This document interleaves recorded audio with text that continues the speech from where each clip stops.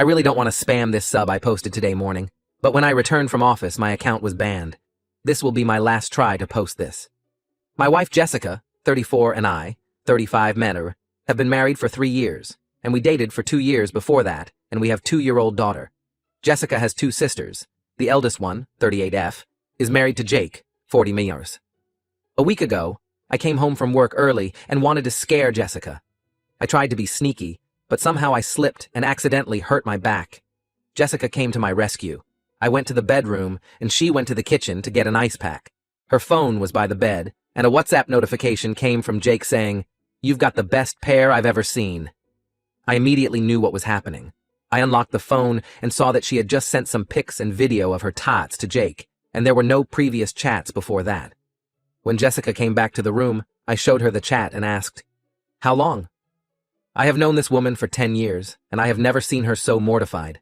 Her eyes got teary, and she said, "Babe, I am sorry, but I can explain." So I said, "Go on." According to her, at the end of 2019, she was struggling with money, and Jake suggested he would help her out. He hinted that he would like to see her pics. I feel like I am writing a peen script at this point. So she did send him pics, and it continued over the years. She swears there was nothing emotional or physical involved. It was purely transactional. I didn't believe any of it, but she showed me on Venmo that MF paid her $300 yesterday. I then told her, "It's been 5 years. Try to remember if anything physical happened." For me, if even half of what she is saying is true, how could something like that not become physical?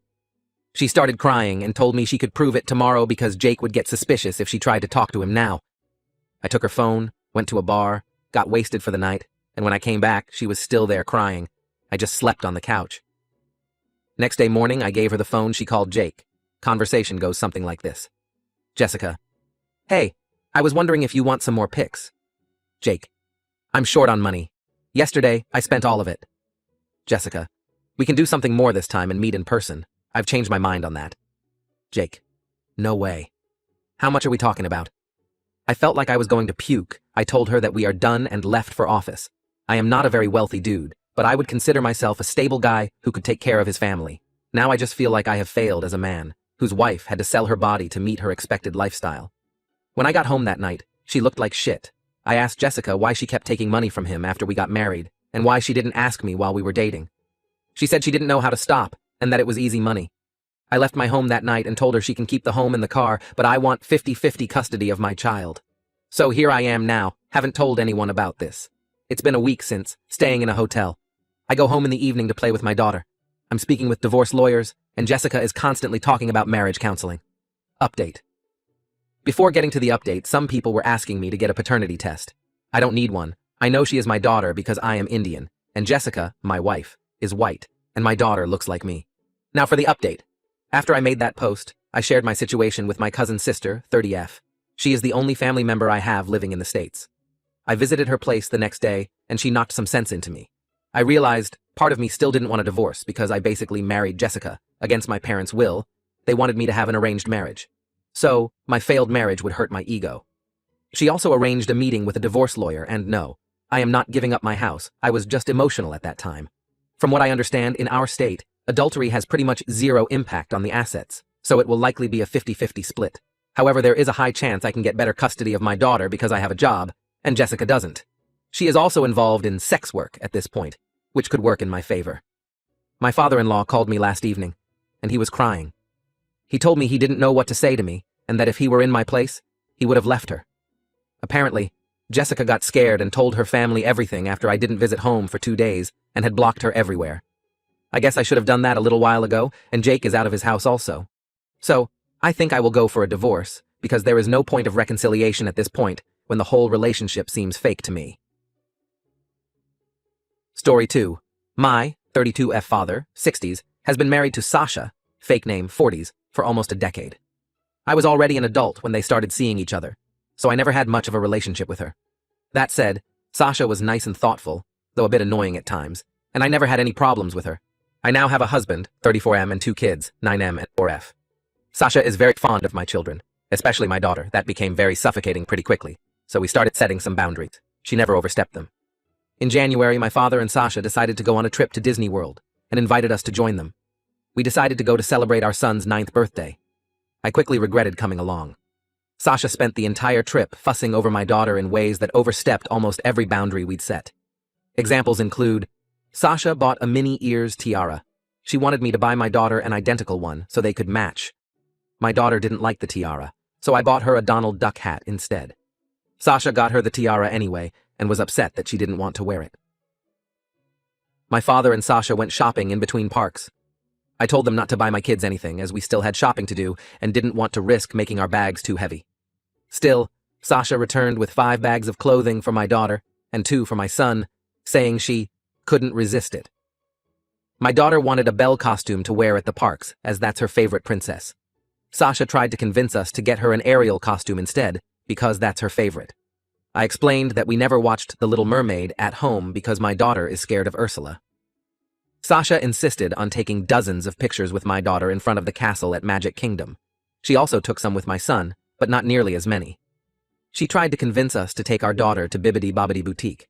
We refused because the prices are crazy, and we'd already bought her the Belle costume. She offered to pay, but we held our ground. I later found out Sasha tried to make a reservation anyway, but there was no availability. When we took our daughter to Slinky Dog Dash, her first roller coaster, Sasha tried to sit next to her. My daughter wanted to sit with me, so we switched. She tried to do the same thing in other attractions. At the Muppets Theater, she tried to get my daughter to sit in her lap. Sasha also tried to pick her up while we met some of the characters. There were more instances. The final straw for me, however, was the last park day of the trip. We were at Magic Kingdom. My husband suffered a minor injury, and I had to take him to the first aid station. The kids wanted to go to the Peter Pan ride, so my dad and Sasha offered to take them in the meantime. However, according to my father, the line was too long. So instead, Sasha suggested the Little Mermaid ride, assuring my kids Ursula wasn't on it. Actually, there's a pretty big Ursula animatronic there. My daughter was still sobbing and hugging her brother when we reunited. When we flew back home, I told my father that we'd no longer take our children on trips with Sasha due to her behavior. He got extremely angry. He said his wife loved my kids, thought about what they'd like to do at every moment of the trip, and that we should be grateful to have her in our lives. I lost my temper at that.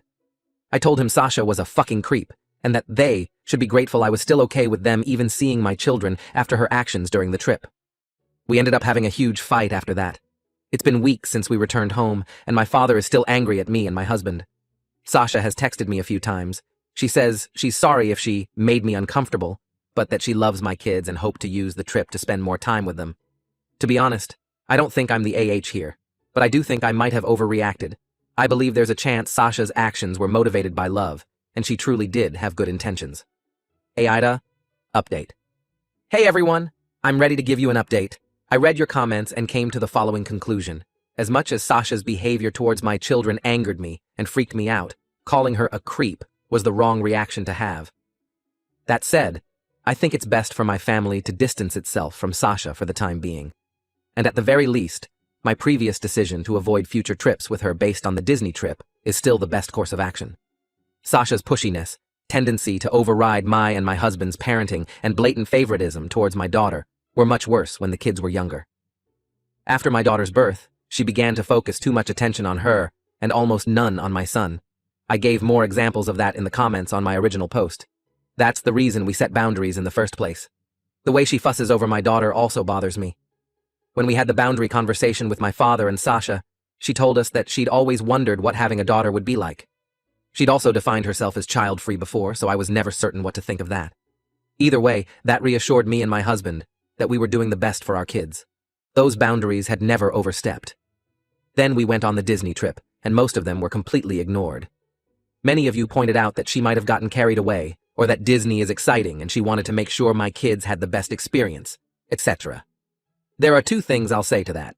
The first is that whatever Sasha's reasons were, she still overstepped our boundaries. When we first set those, we told her that doing so would have consequences. Disney or not, I don't see a reason to make an exception. Secondly, she wasn't trying to ensure my kids had the best experience. She was pushing them to fulfill her fantasy of what their Disney trip should look like. She repeatedly ignored my children's wishes in favor of her own, despite them both being very clear about what they wanted and didn't want. Sasha also continually favored my daughter, including during my son's birthday, and fussed over her in ways that made her uncomfortable. And I still haven't forgiven the Little Mermaid thing. My daughter is a bit shy and takes a while to open up to most people, So knowing her trust was broken like that angers me in ways I can't describe. To put it in simpler terms, my children aren't props, and whoever treats them as such will, at the very least, be put in time out. I called my father and Sasha on Saturday. I apologized for calling Sasha a creep, but told them that we needed some time apart. They won't see my family until my younger sister's birthday in late April. If that goes well, they'll be invited to my daughter's 5th birthday party in May. After that, we'll slowly work on re-establishing contact. I also said that if they overstepped our boundaries again, the consequences would be more dire. My father didn't take it well. I don't care. Sasha sent me a text with more apologies, followed by a request to, at least, FaceTime my kids every now and then. I said no. And to those who said my controlling behavior ruined the trip, my kids had an amazing time at Disney World. They're both still talking about it. My daughter keeps asking us to put her pictures with the characters she met up on the wall, and my son says he had the best birthday ever. I think that's it. Thank you for your advice and support on my first post. Relevant comments. Canyon Moon. You protected your children, and that's the best thing you can do in any situation. I'm glad they're still talking about the trip, despite favoritism and the Ursula animatronic, which means you and your husband managed to outshine all of that with wonderful memories. For the possible reconciliation, everyone can act normal for a day, the birthday in late April, especially if they know there's a goalpost on that day. It's the behavior over time that counts. If they're still messaging you, requesting FaceTime calls, and calling you unreasonable despite you clearly saying you want NC, you could begin a tally. 1 point for each request, and when it's X amount of points, they'll have their timeout extended because they obviously don't understand boundaries yet. Update, 2 months later. Last time I posted here, I mentioned that my father and Sasha wouldn't see my children until my younger sister's birthday. The party took place last weekend, and we didn't attend. These 2 months of no contact worked fine, but not great. My father respected my wishes, to my surprise, but Sasha kept trying to find ways to talk to my children. She'd call me under the guise of needing to ask me something, only to later say, "By the way, are the kids around? I want to say hi." Every time she tried that, I'd remind her of what I'd told her back in March. This must have happened almost a dozen times, which was enough for my husband and I to start debating on skipping the party. After speaking to our kids, we decided not to go. They both said they missed my father, but clearly didn't want to see Sasha. We thought about attending and just distancing them from her while there, but risking making our children uncomfortable wasn't worth it. My son even asked if we could see their aunt somewhere else without Sasha around. My husband and I explained the situation to my sister. She was upset, but mostly because she hadn't seen the kids in a while. We all went to dinner at her favorite restaurant the day after her party. I also called my father and told him we wouldn't go to the birthday party. He reacted better than I expected, but we still had a short fight about it. He claimed that I had promised we'd let Sasha see the kids after 2 months, called me unfair, and said he was entitled to have a relationship with his grandchildren. I immediately denied that. Though I tried to sugarcoat it at first, I eventually gave him the truth. My kids don't want to see his wife, and I won't force them to. My father and I had a long talk. I told him how much Sasha's actions at the Disney trip upset my children, as well as how uncomfortable me and my husband felt. I admitted I don't trust his wife at all, and I don't think I ever truly will. He said that while he still thought I was overreacting, he understood I wanted to protect my kids. My dad also told me about how these 2 months of NC were for them. Apparently, Sasha started talking about my kids, mostly my daughter, a lot more than usual. She'd mention things and places she thought they would like. My father was aware of one of the times she called me, but thought it was a one-time thing. She wanted to give my daughter a gift at my sister's birthday party. He said he didn't know why. At one point, she told him she wanted to plan another family vacation with the kids, even though I told them they're not traveling with Sasha anymore. Learning all of that just made me more certain that I can't trust this woman around my children. For now, I intend to remain LC with my father and NC with Sasha. My daughter told me she wanted her grandpa at her birthday party a few weeks from now, so I told him that he was invited, but Sasha wasn't. He agreed. To be honest, I don't trust my father after all of this. I'm allowing him to come because that party will take place at my home, which is easier for me to control. If he tries to bring Sasha, they'll both be kicked out, and it will take a long time for me to consider letting him near my kids again. My father hasn't told me how his wife is reacting to this. My sister told me that during her party, Sasha asked her to tell me she wanted to talk. I'm not reaching out to her, nor do I plan to respond if she attempts to contact me. Both me and my husband have blocked her. My children are doing great. They still talk about how much fun they had at Disney. My daughter's been saving money, putting coins in her piggy bank for us to go back. On a completely different note, I'm pregnant again. This was completely unplanned. I always said I wanted 2 kids at most, and the third would have to be a huge accident. But my husband and I are ecstatic. I'm still in the first trimester, so not a lot of people know. We're brainstorming ways to tell our kids. Overall, I'm happy with my life right now. And as much as I wish this Sasha situation had never happened, I feel like a better parent after dealing with it. I have never been more confident in my abilities to protect my children than I am now. I don't think I'll update again anytime soon. Once again, thank you for all the support you've given me. I wish you the best.